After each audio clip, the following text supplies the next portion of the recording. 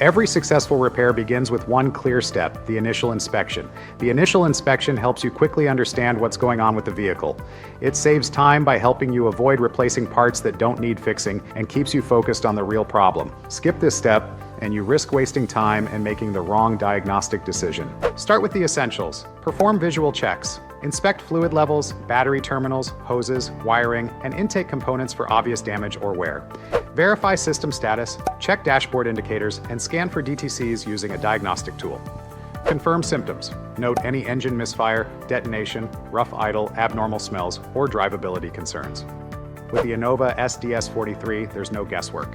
The built-in repair tip feature includes a dedicated initial inspection section for each DTC. It gives you step-by-step checks, likely cause lists, quick tests to confirm issues, system-specific guidance. Everything is organized to help you move fast and diagnose with confidence right from the tool. An initial inspection gives you real advantages. Diagnose problems faster and more accurately, save time and avoid unnecessary part replacements, find the root cause and fix it with confidence. The initial inspection isn't just good practice, it's now built into your diagnostic workflow. Start with the right steps and you'll finish with the right fix. Check out more of our monthly tech tips at pro.repairsolutions.com.